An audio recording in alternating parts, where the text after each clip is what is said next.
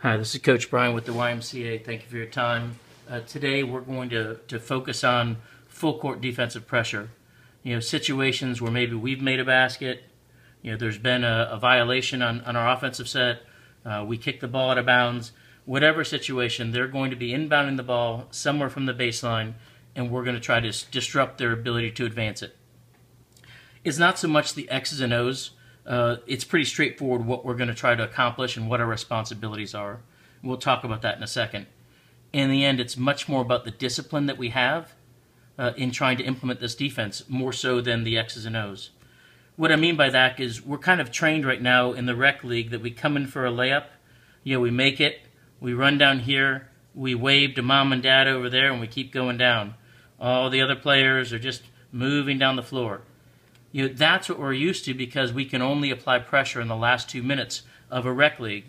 So it's extremely important to understand that when we're going to be applying pressure, which is not during the whole game, but if we have that call played, that we have to immediately set up in our defense and be ready to react. So again, we'll talk about the rotation, we'll talk about the responsibilities in a second. In general, what we're trying to do is let them inbound the ball, and we are trying to force them to the sideline, creating any type of wall to trap them where they have to pass the ball and where we have the opportunity to intercept that and get a quick transition bucket. So again, that's really the principle, is to let them inbound the ball, to attack the ball, and to push them to the sidelines. We're really not looking to steal the ball from the trap. It's more about causing the turnover once they try to release the ball. It's really important because the last thing we need is to get into foul trouble early. Let your teammates do their job and intercept that poor pass that they throw once we're trapping them. So let's talk about, there's a couple pieces of discipline that are going to be critical to this. Number one, like I said, is the natural reaction is to run back down the floor after a made basket. We cannot do that. We've got to immediately get in our position. And by our position, I mean the center. Really the most important part of this diamond press has to be in the middle of the free throw line every time. Can't be here, can't be here, can't be here. In the middle of the free throw line every time. That is critical. The wings will be somewhere between the lane and the three-point line, a couple feet off of the three-point line, somewhere in this position. Again, one of the biggest things is to get to your spot quickly. You have to get there quickly. If one person isn't there, this is an easy opportunity for them to break the press, and we're severely disadvantaged based on where our players are.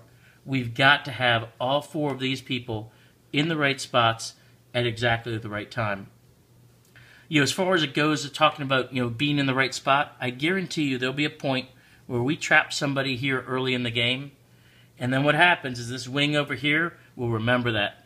And what's going to happen is there's going to be somebody over here, their inbounders over here, and this person's going to start setting up over here. If we do that, it's going to be an easy pass right through there. There's a reason we're lined up where we are, and we need to make sure that we stay there.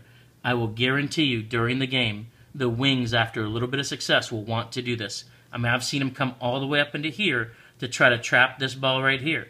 Well, they just put someone right here, and it's easy. So make sure that we are in the right spots.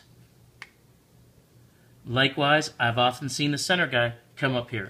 So get in your spot, be in the right spot, don't creep up, and be ready to play. Let's talk about the specific responsibilities. For this person, it's really easy. It doesn't matter where the ball comes in. 100% of the time, you're going to attack the ball as it's going in the air. 100% critical. If you take a few extra seconds to react, or if you're not in position, the whole thing dies. This person's got to be in position and immediately rotate to the ball as soon as it gets there. So if you notice, what I've done is I've kind of created a wall. This is the way this person's feet should be and their shoulders should be parallel with the sideline. We want to keep them from reversing out, keep them from getting to the center, and instead push them to the sidelines. So that is their first responsibility, and the most important responsibility is for this person to get to the ball. the next thing that's got to happen is on the wing, it doesn't matter. Let's imagine this is the center of the floor. If it is right here, the wing side has to react. First, we're going to react here. Second, we're going to react here. We're going to drive him this way. So it doesn't matter. If it's on your side, it's on your side. You react quickly. Do not hesitate. Do not think. What happens with the wings is they start to think, man, I can't get there in time. All we're trying to do is get him to pass the ball. And if we do that, whether we trap him or not, we present an opportunity for these two to steal it. So these three people never, ever think. If the ball is to your side, you absolutely go. If the ball is to your side, you absolutely go. That's it. So again, key is that the center is going to react to wherever the ball is. Position his body in such a way that he's shielding him off to the center.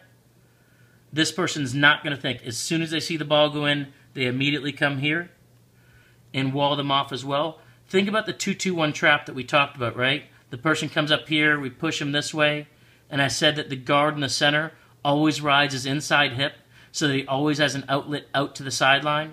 Same thing here. We don't want to ever be too high and give them the ability to reverse out.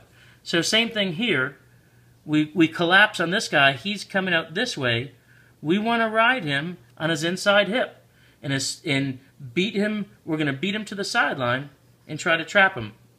So in the end, we've got a guy down here. We've got our center here, our wing here. So the next responsibilities are the guy that's in the back line is going to rotate over here to take away any passing lanes and to protect this whole trap zone. This guy's going to rotate up here so that now again we've got support in the middle, that we have got all the passing lanes pretty much taken away. So again, center's going to react quickly. The appropriate wing side is not going to think, and they're going to react. He's going to rotate over here. He's going to rotate over here. So essentially what we're left with is one guy here, one guy here, one guy here, one guy here. So we've taken away his passing lanes. We're trying to get him to pass the ball, and we're trying to steal it. Let's say that somebody's come back over here and he passes the ball. At this point, we've got to come up here and make him make a decision. And if he is going out this way, we're going to try to retrap him again this way. These two guys are going to fall back up to the center and take away the passing lanes. If now this situation, this guy comes back around and he passes it back to him, and he starts going this way, the guy that was up here is coming down here. The guy that's coming down here is going to do the same thing. This guy's going to come here, and this guy's going to come here. I know that looks really crazy. It's really easy to implement. And what I've found is, even if we're not in perfect position, this mayhem and chaos that you see right here is much harder for the offense to operate in than the defense to operate in. So the whole thing that I guess in this piece I'm trying to convey is that just because you're sitting in the passing lanes, expect them to pass and get rid of the ball, and we're going to reattack. And if we're reattacking here, the two guys that we're attacking need to come up and take away the passing lanes, which means if the ball's over here, they're going to be over here. If the ball's over here, they're going to be over here.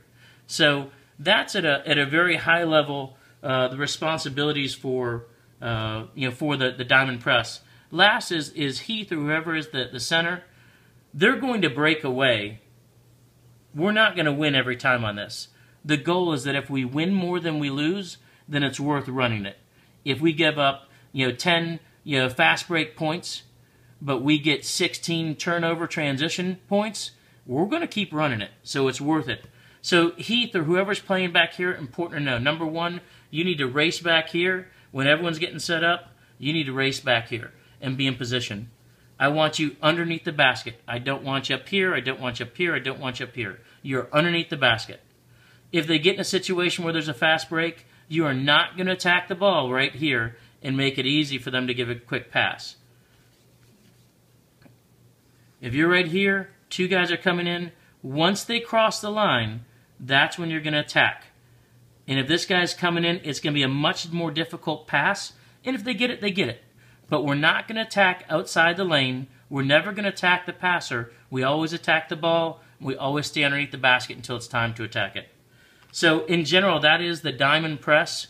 It's all about discipline. It's all about getting to your spot quickly. It's all about not creeping up. It's maintaining discipline in your rotations. And it's attacking a second, third, and fourth time. Thanks so much. Look forward to tomorrow. Take care.